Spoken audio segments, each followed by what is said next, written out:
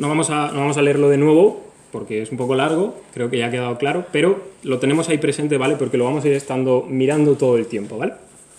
Y yo pienso que si tan solo pudiera ver, o si tan solo me dejaran decir con una palabra lo que Dios ha hecho desde la eternidad pasada organizando su plan para salvar a la humanidad, lo que todavía a día de hoy sigue haciendo y sobre todo lo que Él hará, usaría solo el concepto de gracia. Gracia, solo eso. Y continuamente, pues, tenemos esta palabra en nuestra boca, ¿no? Continuamente tenemos también esta palabra en nuestros corazones, porque entendemos que todo aquello que proviene del favor inmerecido de Dios proviene solo y exclusivamente por su gracia, por la gracia de Dios. Nuestra salvación es un acto de gracia. Poder congregarnos juntos y ver las caras de otros hermanos es un acto de gracia. Y también, incluso, vivir la vida cristiana como debo de vivirla es un acto de gracia, ¿no? Y yo temo que de tanto usarla, la desgastemos. Porque a veces vemos la gracia, sí, como aquello que ciertamente nos ha salvado, como aquello que ciertamente nos ha dado el favor, el perdón de Dios, pero a veces no la vemos como el motor que nos impulsa a hacer lo que debemos hacer, sino que lo vemos como un refugio donde queremos esconder nuestra culpabilidad o nuestra pasividad ante lo que tenemos que hacer. Vemos la gracia como un escudo que nos proteja de lo que debería haber hecho, pero no he hecho. Como una excusa, quiero decir. Y dicho de otra forma, o usando las palabras de un teólogo conocido del siglo pasado, de Bonhoeffer, para quien lo conozca, abaratamos la gracia de Dios. La hacemos barata, básicamente, ¿no? Y a mí me gusta cómo él mismo expresa qué es esto de la gracia barata, ¿no? Y dice, la gracia barata es la justificación del pecado y no del pecador. Ahí está la diferencia. Puesto que la gracia lo hace todo por sí sola, las cosas deben quedar como antes. Está en tono sarcástico e irónico, ¿vale? Dice, todas nuestras obras son vanas. El mundo sigue siendo mundo y nosotros seguimos siendo pecadores incluso cuando llevamos la vida mejor. Que el cristiano viva, pues, como el mundo, que se asemeje en todo a él y que no procure, bajo pena de caer en la herejía del iluminismo, llevar bajo la gracia una vida diferente de la que se lleva bajo el pecado. Que se guarde de enfurecerse contra la gracia, de burlarse de la gracia inmensa, barata, y de reintroducir la esclavitud a la letra, intentando vivir en obediencia a los mandamientos de Jesucristo. El mundo está justificado por gracia. Por eso, a causa de la seriedad de esta gracia, para no poner resistencia, el cristiano debe vivir como el resto del mundo. Eso es lo que él dice, ¿no? Que es la gracia barata. Y obviamente es un texto lleno de ironía, de sarcasmo, y es a lo que yo quiero ir. Que a veces usamos la gracia como la excusa, como la justificación de mi pecado, y no de mí, ¿no? Y un poco es lo que hoy quiero ver en este texto, en el 2 de Timoteo capítulo 2, porque Pablo le enseña a Timoteo lo que es de verdad la gracia, lo que verdaderamente significa vivir en la gracia cara, no en la gracia barata, ¿no?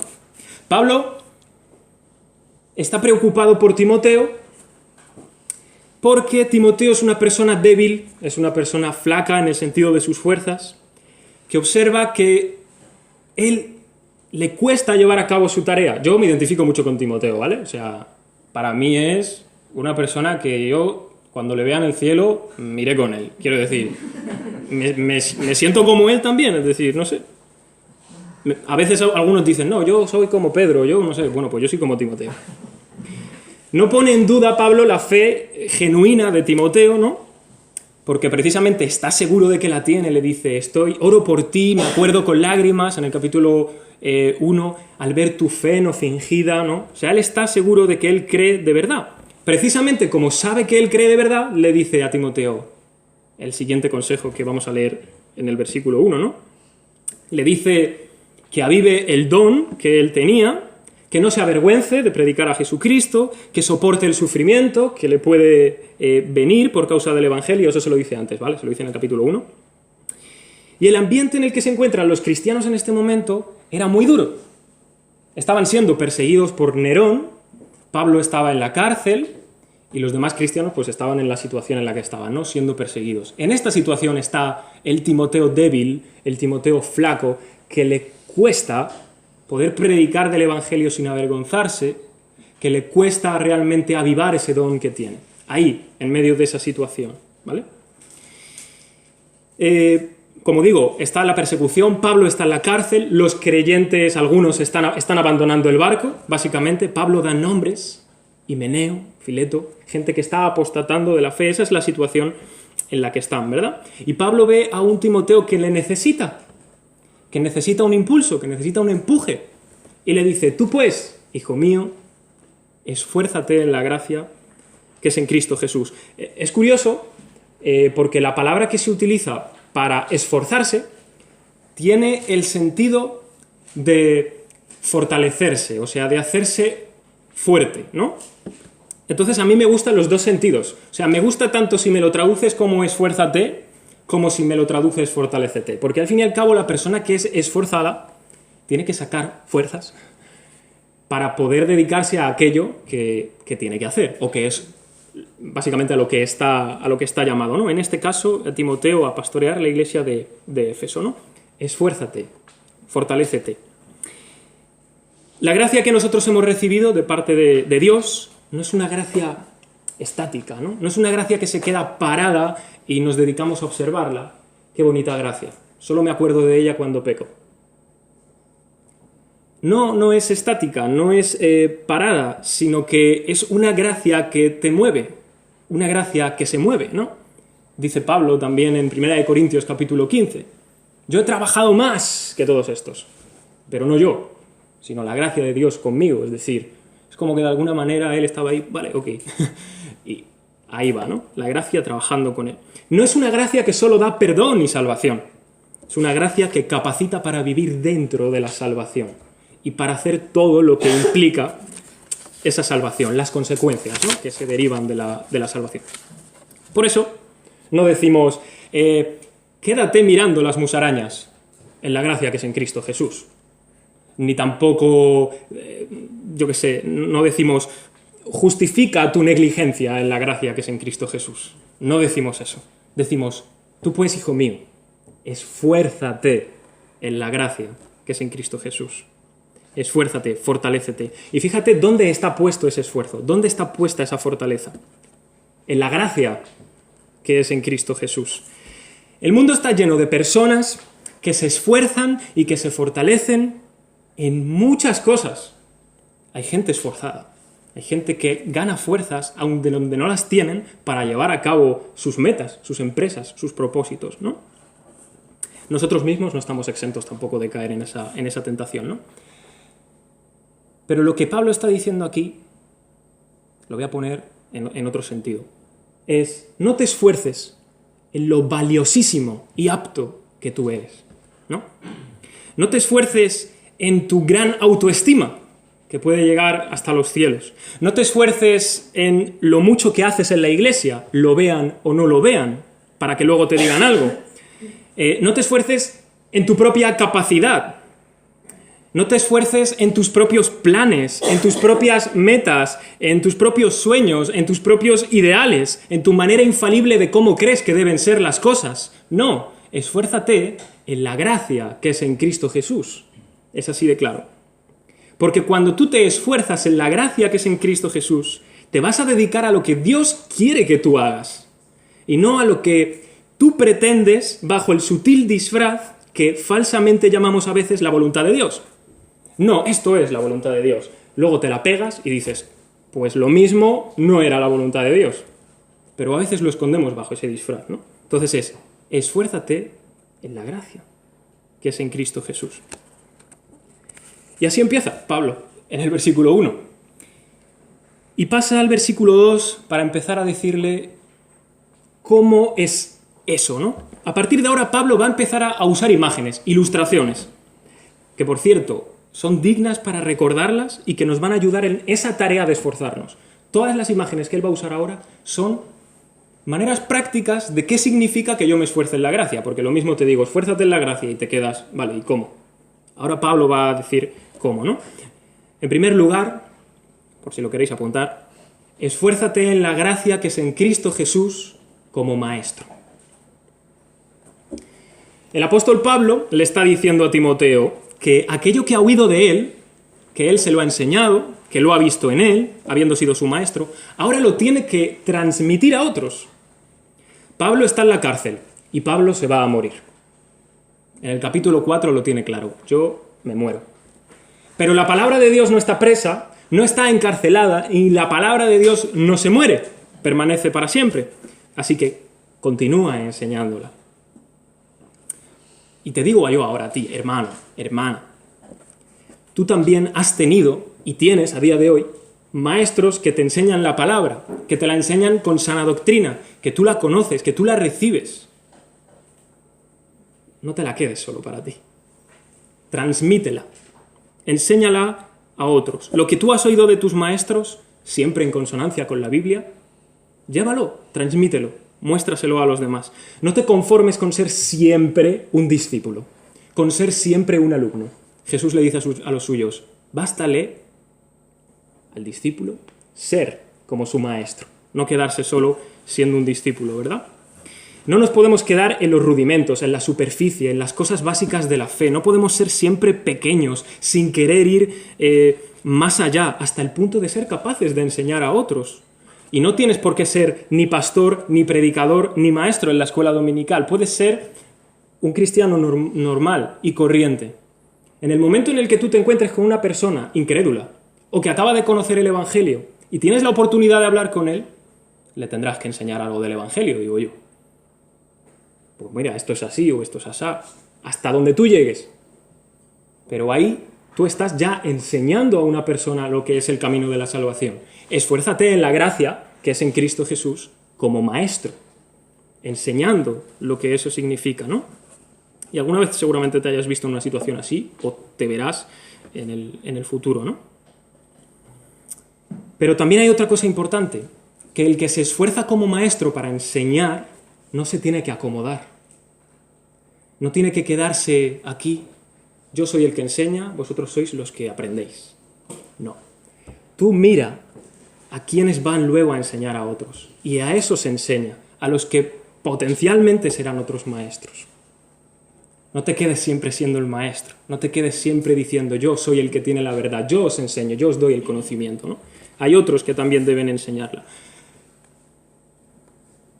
Me imagino a Pablo, mira, que me voy a morir, que es que la verdad tiene que seguir hacia adelante.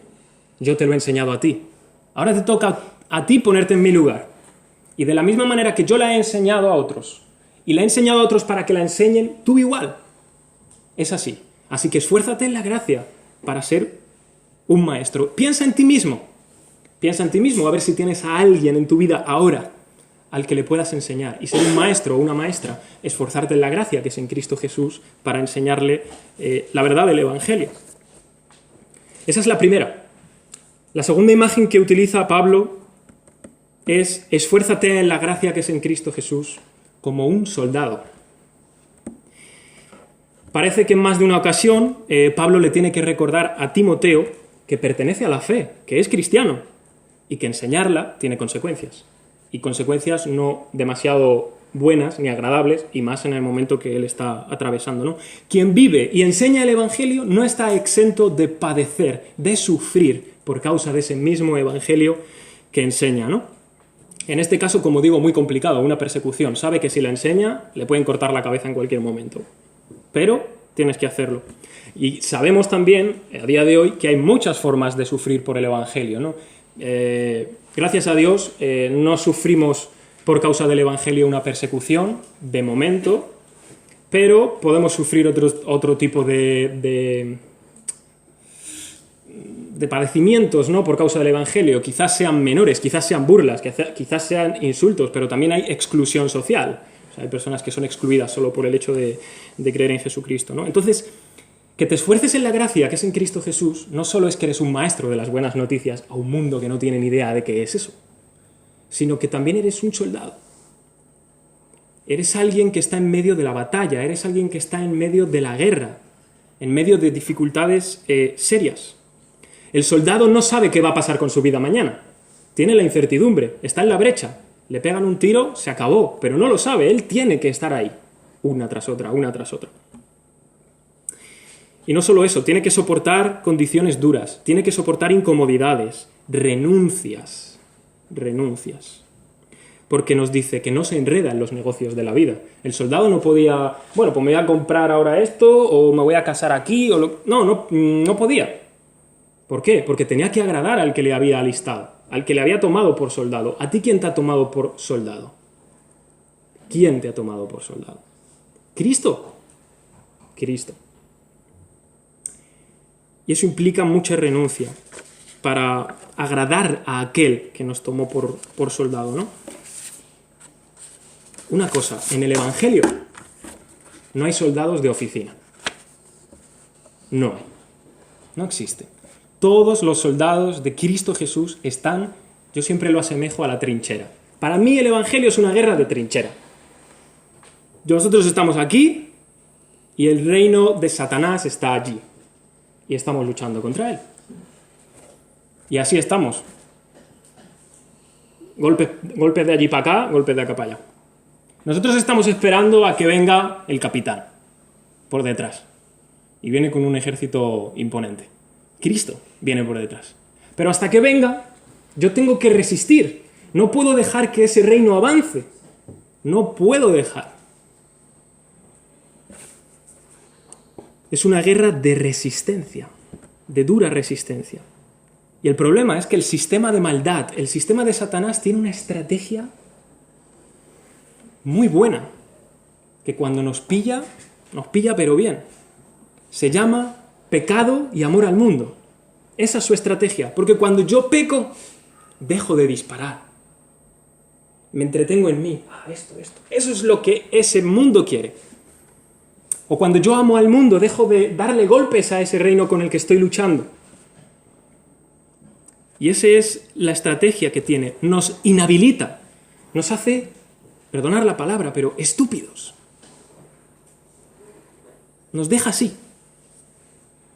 Ya perdemos nuestra visión, ya dejamos de esforzarnos como soldados. Pero gracias a Dios, el Señor nos da un botiquín para estar curándonos, para estar vendándonos. Y a mí hay un botiquín, o hay una venda que me gusta mucho. La venda se llama Colosenses 3:5. Haced morir, pues, lo terrenal en vosotros. Y el soldado de Cristo tiene que hacer morir lo terrenal, el pecado, el amor al mundo, el amor a lo que el reino de Satanás quiere. ¿No? Dios nos ha dado la gracia y el poder de no estar sometidos más al pecado.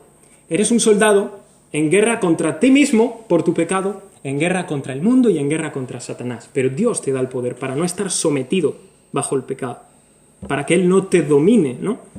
Por eso Satanás nos ataca, por eso Satanás quiere que suframos por causa del Evangelio. Pero somos soldados, ¿no? ¿O qué esperábamos con esto? La tercera imagen, versículo 5, vemos al atleta. Y el atleta nos recuerda que esforzarnos y fortalecernos en la gracia significa que tienes que jugar limpio. El atleta ocupa el tiempo de su vida entrenando muy fuerte, con una disciplina muy fuerte. De hecho, es raro que un atleta suela tener vacaciones, o sea, tienen muy poco tiempo para las vacaciones. El resto del tiempo están entrenando. Y a veces los atletas entrenan para dentro de 4 años cuando estén las Olimpiadas, si llego. Entonces, esa es la dura disciplina del atleta, ¿no? Pero si el atleta llega y se dopa, ¿dónde quedó tu disciplina? No le importa, al juez no le importa. Tú estás fuera. Es que no quedas ni último, quedas nulo. No vales para nada. Toda tu disciplina, ¿para qué ha servido? ¿Para qué? Hay que jugar limpio, es lo que está diciendo. Si uno no lucha legítimamente, no recibe corona. El atleta de la fe no se tiene que contentar con, bueno, yo estoy en la carrera y ya llegaré. Como llegue, por lo menos que llegue. Pero el atleta no se conforma con, bueno, pues voy a correr la carrera y si quedo último, pues por lo menos he corrido. No, el atleta quiere ganar la corona, quiere el premio. ¿El atleta de la fe no la quiere? El atleta de la fe quiere la corona que Cristo dará a los que aman su venida, dice Pablo cuando termina esta carta. Yo recibiré la corona que Dios ha prometido a los que aman la venida de Jesucristo, ¿no? Entonces, juega limpio la carrera de la fe. Esto es un llamado a que vivas conforme la palabra dice. ¿Cómo se puede jugar limpio? ¿Dónde están las reglas, las normas de Dios? Aquí está cómo tú debes correr la carrera de la fe, ¿verdad? No te dopes. No cometas el error de hacer algo que no debes, porque Dios no es un juez humano. A un juez humano se le escapa a alguno, a Dios no.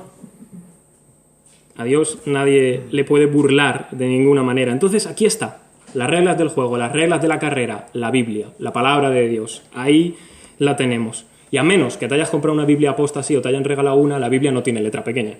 O sea, es decir, está claro, lo que viene ahí es lo que viene, no hay otra historia, ¿no? El Señor no nos vende la moto, sino que nos deja bien claro cómo se corre la carrera de la fe. Así, punto. Versículos 6 y 7, en cuarto lugar, esfuérzate en la gracia que es en Cristo Jesús a la semejanza de un labrador. Por naturaleza somos de por sí impacientes, ¿no? Estoy seguro que, bueno, algunos se salva aquí, seguramente, pero de por sí queremos las cosas ya y ahora, ¿no? Queremos el fruto, pero que trabaje otro, quiero decir, ¿no? Si puedo obtener el fruto y no trabajar yo, pues mejor que mejor. Pero Dios no es un padre que atienda a los caprichos de sus hijos, y en este caso no porque nos vaya a negar el fruto, sino porque es que no existe fruto si no participas, si no trabajas en lo que es necesario para conseguirlo, ¿no? Entonces, ¿quieres el cielo? También quieres una vida de santidad. O has de quererla. ¿O quieres ser guiado por Dios? Bueno, pues también has de querer pasar tiempo con Él. Pero esto ya es un fruto en el sentido más individual o personal. Lo que Pablo quiere decir es el fruto que se ve en otros, cuando yo me esfuerzo en la gracia. Entonces, queremos ver fruto de gente que se convierte, o sí, de incrédulos, por ejemplo. O queremos que haya madurez espiritual en aquellos que son ya hermanos y que son cristianos. Bueno, pues también hemos de querer enseñar a otros. La primera manera de esforzarse, ser un maestro, ¿verdad? ¿Quieres victorias espirituales para gloria de Cristo? Pues has de querer también sufrir persecución por causa del Evangelio.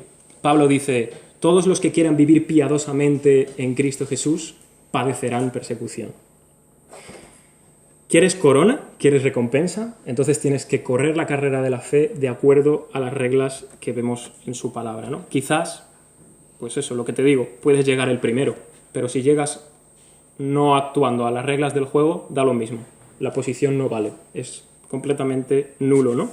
Entonces el labrador tiene que preparar el campo, tiene que sembrar la semilla, tiene que soportar las sequías muchas veces, tiene que tener paciencia hasta que el fruto sale y después, de muchas otras cosas más que hay en medio, ya sí disfrutar de ese fruto, ¿no? Y a mí me gusta mucho lo que dice el Salmo 126, versículo 6, irá andando y llorando el que lleva la preciosa semilla, mas volverá a venir con regocijo, trayendo sus gavillas.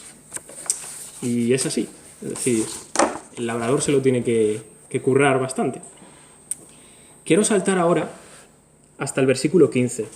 Lo que está en los versículos 8 y 13 lo vamos a ver, pero al final. Quiero saltar al 15. Entonces, en ese sentido, hemos estado viendo que hay que esforzarse en la gracia como maestro, que hay que esforzarse como soldado, que hay que esforzarse como atleta, que hay que esforzarse como labrador. En quinto lugar, esfuérzate en la gracia que es en Cristo Jesús como un obrero. Y de este solo versículo aprendemos ya por lo menos 4 cosas a tener en cuenta. En primer lugar, tienes que procurar diligentemente Es decir, tienes que estar solícito, pronto, presto, ferviente a presentarte a Dios. Has de querer estar delante de Él. Además, de una manera, dice, aprobados. Diligentemente como obreros aprobados. Como verdaderos creyentes y obreros que han pasado la prueba, pero no solo que han pasado la prueba, sino que están capacitados, que son aptos. No que la has pasado raspado, no. Que eres apto verdaderamente, que sirves para ese propósito. En segundo lugar, tenemos que presentarnos como obreros, en el sentido figurado que Pablo utiliza aquí. Otra vez se repite la idea, es ser un maestro de la palabra. Pero lo que él tiene en mente, o lo que tenemos en mente nosotros, es la idea del artesano. La idea de la persona que trabaja manualmente con algo. Por ejemplo, Pablo era, ¿cómo se llama? Alguien que hacía tiendas, ¿no? Entonces era una persona que hacía algo artesanal. Y es interesante porque luego nos va a interesar esto por el consejo que él da. En tercer lugar, que no tiene de qué avergonzarse, es decir, que es irreprensible, que no hay ningún pecado en él como para que le digan, te he pillado, bájate, no vales para esto. Y ese es un problema. Pero dice una cosa interesante, que usa bien la palabra de verdad. Y es curioso, porque en el griego esto significa cortar derecho, cortar recto. Por eso estaba diciendo lo de Pablo y la artesanía, ¿no? Una persona que corta recto la tela para hacer esa tienda bien, o un obrero cualquiera, yo que sé, que corta bien lo que sea, el ladrillo, quiero decirte, con una medida exacta. En sentido figurado, ¿qué significa esto? Interpretar bien la palabra de Dios. Esto es importante, porque Timoteo está en una iglesia donde hay gente falsa, donde hay falsos maestros, donde están enseñando fábulas. Timoteo, tienes que aprender a interpretar la palabra, porque esta gente la interpreta como quiere y están ganando a personas. Tienes que aprender a interpretar bien la palabra. Esto pasaba en el siglo I. Pásate 20 siglos para adelante hasta llegar ahora y dime si ha cambiado algo. Dime si no hay hoy falsos maestros que captan miles de adeptos por interpretar la palabra como ellos quieren. Fábulas, que atrapan a la gente, que les pierden, que los hacen impíos, apóstatas, como sucedía en aquel momento, ¿no? Y veo y escucho terribles barbaridades, blasfemias con la Biblia en mano, las escucho, de gente que dice que son cristianos, de iglesias que dice que se llaman iglesias, lo oigo. Tenemos que ser buenos obreros, que cortan bien, que interpretan bien la palabra de verdad. Si no, ya no solo es que no traigamos salvación a nuestra vida, es que no se la traemos a los demás. Les perdemos a los demás y a nosotros también. Sexto lugar, las dos últimas son cortas. Esfuérzate en la gracia para ser un instrumento de honra en manos del Señor. Hay un comentarista que dice, los utensilios hechos de oro y de plata eran usados para fines honrosos, como por ejemplo servir la comida para familiares o para invitados, ¿no? Pero los instrumentos que eran de madera o de barro no se utilizaban para fines honorables, sino que se utilizaban más bien pues, para recoger los desechos y los demás desperdicios de la casa, ¿no? Cuando yo te digo que Pablo está diciendo que los vasos de madera y de barro son los falsos maestros, pues la cosa se pone un poco más dura. Le está diciendo a esas personas, para esto sirve esta gente. Entonces está diciéndonos, tú sé un instrumento de honra en manos del Señor, para fines honrosos, enseñando su palabra, viviendo piadosamente, salvando también a los demás, ¿no? Pero aún hay esperanza también para los vasos que son deshonrosos, porque si alguno se limpia de estas cosas, será vaso de honra en manos del Señor. Entonces, esfuérzate en la gracia por ser un vaso de honra, un vaso que el Señor usa, un vaso que en manos del Señor sirve, tiene sentido, ¿verdad? Y en séptimo lugar, esfuérzate en la gracia que es en Cristo Jesús. Esta es de las que más me gusta. Para ser un siervo. Y como siervo, no eres el señor de la casa, sino que estás a las órdenes de tu amo. Los mandatos de nuestro amo celestial son que seamos siervos indiscutibles, que seamos aptos para enseñar, que seamos sufridos, que seamos mansos, que corrijamos a los que están equivocados de esa manera, para que puedan conocer la verdad y escapen del reino de Satanás, contra el que luchamos no solo siendo maestros y siervos, sino también soldados, como he dicho al principio. Entonces, fíjate, la gracia, esforzarse en la gracia, no solo significa lo que yo hago en beneficio mío, sino lo que yo hago en beneficio de los demás. Eso es esforzarse en la gracia. Si me esfuerzo como maestro es para enseñar a otros. Si me esfuerzo como soldado es para luchar con los demás, para que el reino de Satanás no avance hacia otras personas, que están cautivos a voluntad de él. Si yo me esfuerzo como atleta, en ese caso sí, obviamente es para mí, ¿no? Luchar como debo hacerlo. Si yo me esfuerzo como obrero, 3/4 de lo mismo, para que otros puedan enseñar. Si me esfuerzo como labrador es para ver el fruto de los otros, no solo el mío. Si me esfuerzo como siervo, eso está claro, es siempre para los demás. Pero yo quería ir a lo que me he saltado antes, versículos del 8 al 13, porque está muy bien, nos ha quedado claro, creo, esforzarnos en la gracia, en lo que yo debo hacer, ser activo en la gracia, no quedarme pasota siempre. Pero fijaos, si vamos al versículo 8, esto sí lo voy a leer, ¿vale? Dice: acuérdate de Jesucristo, del linaje de David resucitado de los muertos, conforme a mi evangelio, en el cual sufro penalidades hasta prisiones a modo de malhechor, mas la palabra de Dios no está presa. Por tanto, todo lo soporto por amor de los escogidos, para que ellos también obtengan la salvación que es en Cristo Jesús con gloria eterna. Palabra fiel es esta: si somos muertos con Él, también viviremos con Él. Si sufrimos, también reinaremos con Él.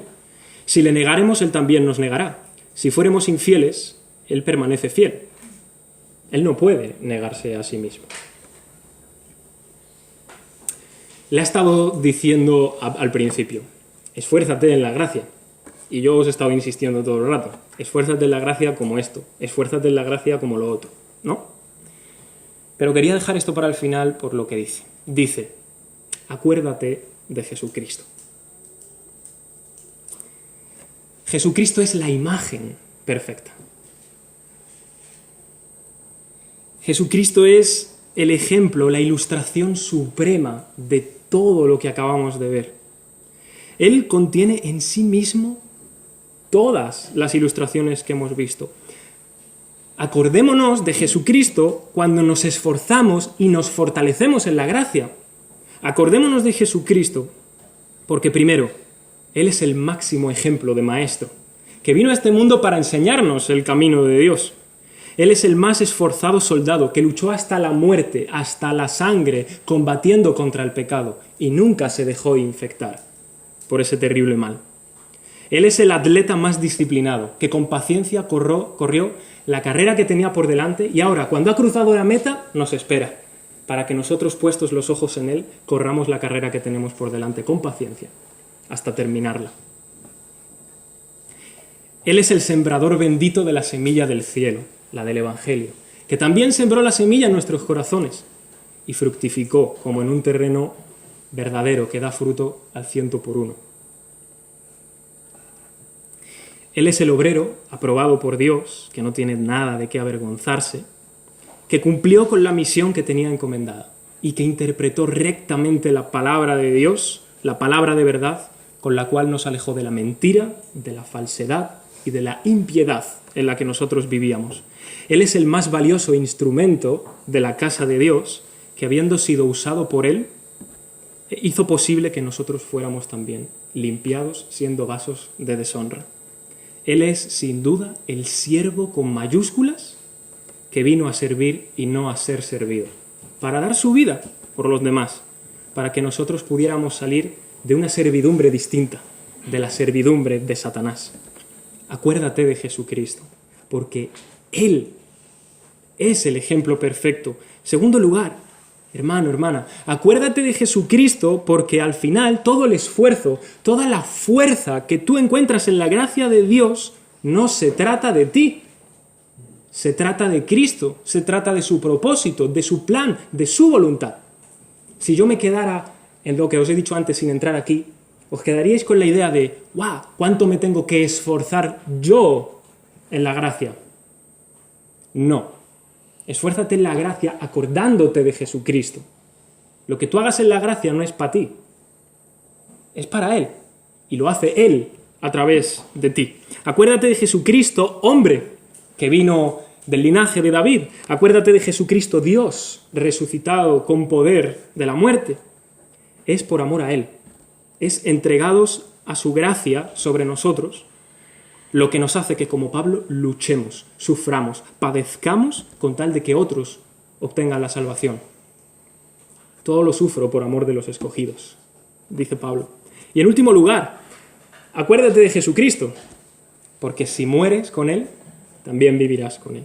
Si sufres por causa de su reino, también reinarás con Él. Esta mañana, creo que era, leí una frase que decía, si quieres reinar con Cristo en el cielo, Cristo tiene que ser tu rey aquí. Si le negamos, esto es lo positivo, ahora lo negativo, si le negamos, Él también nos negará. Y si somos infieles, Él es tan fiel a sí mismo que juzgará nuestra infidelidad a Él. Eso es lo que quiere decir. Entonces, no caigas en el error de esforzarte en la gracia, en tus fuerzas, o para un propósito tuyo, sino en la gracia, en la fuerza de Dios, en el propósito y plan de Dios. Quizás tú esta mañana eres como Timoteo, debilitado, flaco, que necesitas que te den el empujón. Esfuérzate en la gracia que es en Cristo Jesús. Quizás tú eres hoy como Pablo, no hace falta que te lo estemos diciendo todo el rato, pero estás a pie del cañón, sufriendo, padeciendo por estas cosas, esforzándote en la gracia. Pues también te recuerdo, para que alguien te lo diga, esfuérzate en la gracia que es en Cristo Jesús. Quizás aquí hay alguien que no sabe lo que es la gracia de Cristo Jesús. También hoy puede en su propio corazón entregarse a Cristo, entregarse a esa gracia que lo perdona, esa gracia que lo libera, esa gracia que lo hace alguien con sentido en las manos de Dios. Comencé el mensaje haciendo alusión a Bonhoeffer y a lo que significaba la gracia barata, ¿verdad? Quiero terminar de nuevo con una cita suya, pero explicándonos qué significa la gracia cara, ¿no? Espero que se entienda. Dice, la gracia cara es el tesoro oculto en el campo por el que el hombre vende todo lo que tiene. Es la perla preciosa por la que el mercader entrega todos sus bienes. Es el reino de Cristo por el que el hombre se arranca el ojo que le escandaliza. Es la llamada del reino de Cristo. No, es la llamada de Jesucristo que hace que el discípulo abandone sus redes y le siga. La gracia cara es el evangelio que siempre hemos de buscar. Son los dones que hemos de pedir. Es la puerta a la que se llama. Es cara porque llama al seguimiento. Es gracia porque llama al seguimiento de Jesucristo. Es cara porque le cuesta al hombre la vida. Es gracia porque le regala la vida. Es cara porque condena el pecado, pero es gracia porque justifica al pecador. No sé si lo vais pillando ahí la idea. Sobre todo, la gracia es cara porque le ha costado cara a Dios. Porque le ha costado la vida de su Hijo. Habéis sido adquiridos a gran precio, ¿no? Es lo que dice Pablo. Y porque lo que ha costado caro a Dios no puede resultarnos barato a nosotros. Es gracia, sobre todo, porque Dios no ha considerado a su Hijo demasiado caro con tal de devolvernos la vida, entregándolo por nosotros. La gracia cara es la encarnación de Dios. La gracia cara es Cristo. Por eso, esfuérzate en la gracia que es en Cristo Jesús, como todo lo que hemos visto, pero esfuérzate acordándote de Jesucristo, porque es para Él y para su propósito y su plan.